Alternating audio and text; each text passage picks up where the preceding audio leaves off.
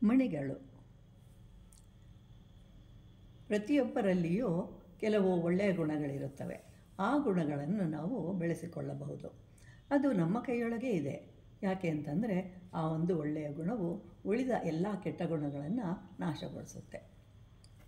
ಒಂದು ಸಲ 4 ಜನರು ಒಟ್ಟಾಗಿ ಸೇರಿ ಕಳ್ಳತನ ಮಾಡಲು ತೀರ್ಮಾನಿಸ್ತಾರೆ.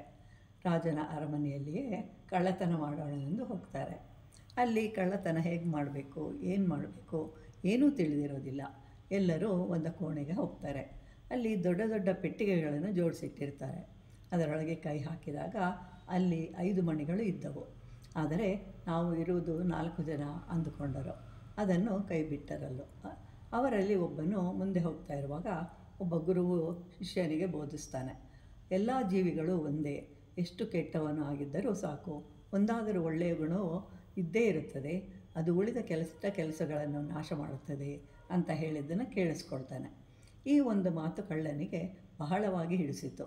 ಗುರುವಿಗೆ ತನ್ನ ವಿಷಯ ತಿಳಿಸಿದನು. ಆಗ ಗುರುವು ಕಳ್ಳನಿಗೆ ಹೇಳ್ತಾನೆ, ಏನೂ ಚಿಂತಿಸಬೇಡ. ನಿನ್ನ ವಂಶ ಪಾರಂಪರೆಯಾಗಿ ಬಂದಂತಹ ಕುಲವೃತ್ತಿಯನ್ನು ಬಿಡಬೇಡ. ಸತ್ಯವನ್ನೇ ಹೇಳು ಅಂತ ಹೇಳ್ತಾನೆ. ಹೀಗೆ ಕಳ್ಳನು ಹಿಂತಿರುಗಿ ಹೋಗುವಾಗ ಮತ್ತೆ ಆ ರಾಜನ ಅರಮನೆ ಸಿಕ್ಕಿತು. ಅಲ್ಲಿಯೂ 4 ಜನ ಕಳ್ಳರಿದ್ದರು. ಅವರು ಕೈ ಹಾಕಿದಾಗ 5 ಮಣಿಗಳಿದ್ದವು. ಆದ್ದರಿಂದ ಅವುಗಳನ್ನು ಸರಿಯಾಗುವುದಿಲ್ಲ ಎಂದು ಹೇಳಿ ಅಲ್ಲಿಯೇ ಬಿಟ್ಟರು.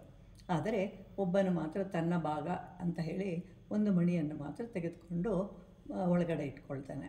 ಮಾರನೇ ದಿವಸ ಮಂತ್ರಿ ಅಲ್ಲಿ ನೋಡಿ ಎಲ್ಲ ಮಣಿಗಳನ್ನು ತೆಗೆದುಕೊಂಡು ರಾಜನ ಬಳಿಗೆ ಬಂದು ಎಲ್ಲ ಮಣಿಗಳು ಕಳ್ಳತನವಾಗಿದೆ ಅಂತ ಹೇಳ್ತಾನೆ. ರಾಜನು ವಿಚಾರ ಮಾಡಿದಾಗ ಮಂತ್ರಿಯು ತಾನು 4 ಮಣಿಗಳನ್ನು ಮಾತ್ರ ತೆಗೆದುಕೊಂಡಿರುವೆನು ಅಂತ ಹೇಳ್ತಾನೆ.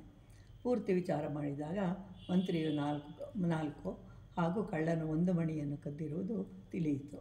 ಹೀಗೆ 1 ಮಣಿಯಿಂದ ಉಳಿದ 4 ಮಣಿಗಳು ಸಿಕ್ಕಿದ.